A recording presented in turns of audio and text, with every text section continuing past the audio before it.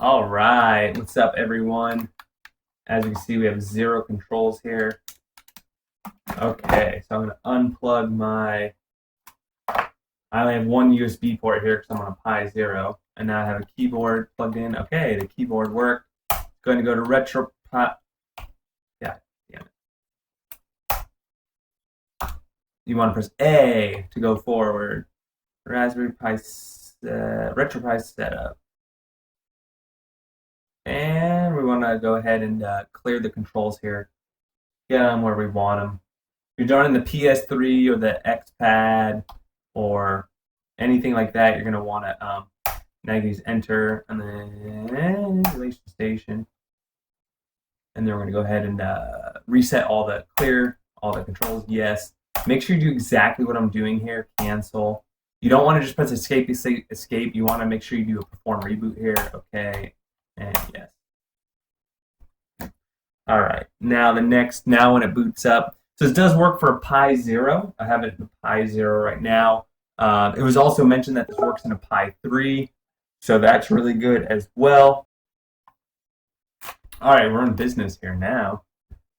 Cool.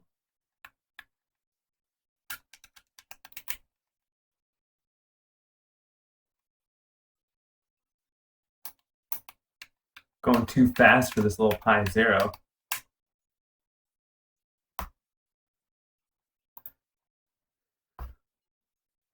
You're probably going to run around this in a Pi 3, being a 32 gigabyte image. It might have some games that you can't run. Like a lot of these arcade games, I bet, will lag. So, there's your arcade. You got Atari 2600, 648. With the arcade, you got 2913 Atari Lynx, 76 Final Burn Alpha, 65. There's some good games for Final Burn. Okay. So this is no video previews, but you have artwork. Family disc system. How many we got? 90. Game Boy. 565. Game Boy Advance. 104. So not many. There's like over 1,000. 565 for Game Boy Color. So definitely shrunk the Game Boy Advance. Sega Master System 281. Sega Mega Drive 782. Neo Geo 142. That's a pretty good collection. You're going to get probably most of the Metal Slugs. And remember, this is, you could do, because this is not a track mode, this is emulation station, you get a lot of the features like that where I can just go, say Metal Slug 1 through 5 and X. You got the drift games, nice. Then we go to Nintendo, 792. PC Engine, also known as TurboGrafx, you got 94. I like the graphics for Mega Drive 32X, very fancy. I like the gradation there. And they got Primal Rage. What was that? 30? How many games is that? 33. It should be 32, don't you think? Sega Mega Drive 32X, 32.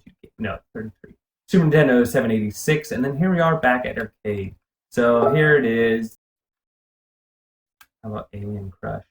This is one of those ones that when you click the game. Oh, this might not run.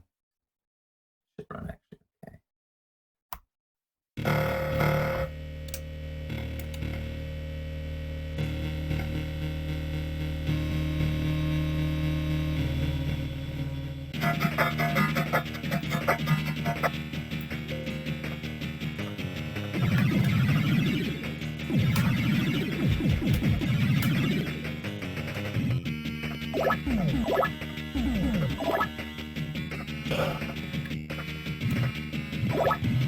There we go.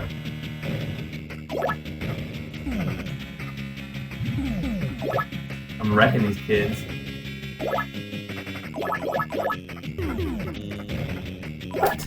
What? That was BS. Okay, I mean, here I am on my little Pi 0, my $5 board, and running just fine. Super Nintendo, Alien vs. Predator. The only thing I think where this is going to have issues is with the higher graphical games just being on a Pi 0. But this will work for Pi 0, Pi 0W with the Wi-Fi, which recently came out, and supposedly also works with the Pi 3. So, very nice stuff.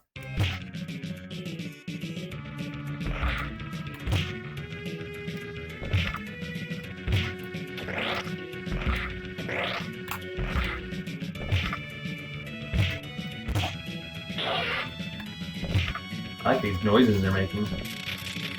Oh, this is like some special on it. Come on. So you know my videos, I usually have to die. You know, a really painful, embarrassing death. So this video will be no different. So there you go. There we lost a life. Okay. So this image is pretty cool. Cool little image. I believe this one is, yeah, this is the 32 gigabyte. So not 16. I got those two mixed up in the last video. I was running the 16 and the 32. This one does not have a track mode, no video previews. So instead, it's just got a lot of games on here. So you've just got a nice collection of all sorts of systems. I mean, total, we're talking 1, 2, 3, 4, 5, 6, 7, 8, 9, 10, 11, 12, 13, 14, 15. Oh, 15 systems here. So 15 systems, and I think if you add up all the games, you're close to like 10,000 games almost on a 32 gigabyte image. I mean, that's a lot of games and a lot of systems for not a lot of space. So I really think that's the value with this image. Also, I mean, it looks kind of clean. It looks very futuristic to me. It doesn't look very retro. So take that as you will and what you're kind of looking for in a system or in an image. But it's definitely thumbs up. The biggest thing I don't like about these images is I wish that it was just, when they were made, that it just asks for it's all the controls are reset. And I'm sure there's a way to do that, because I've used images where just the first thing you do is you boot up an emulation station and asks you to set up your controls. That to me is a pro image, because the user, it's very simple for the user. You boot up the image, and if you don't know much about pies, you just set your controls and you're ready to game. I think that's really the sign of, you know, a totally polished image is, you know, everything. There's all the other things as well, don't get me wrong, with the artwork and the scraping of the information and all that stuff. Yeah, there's definitely a lot that gets into that, but I just think a lot of people always ask me, like, how do I set my controls for this? How do I set my controls? Like, that's almost one of the most common questions I get in my YouTube comments. And it's just something that, if it was just set up from the beginning, it'd be very easy for a lot. So thumbs up on this. It's a really no bullshit loaded image setup. You know, I'd say it's 95% setup. You know, so it's really, really well done in that regard. And I like that it's Pi Zero. Give the Pi Zero some love. I feel like they haven't gotten a lot of love in this community as far as pre-made images. So here you go. Here's one for y'all. And if you like what I do, if you like this video, maybe give it a little thumbs up. Maybe subscribe, and we'll see you guys on the next one.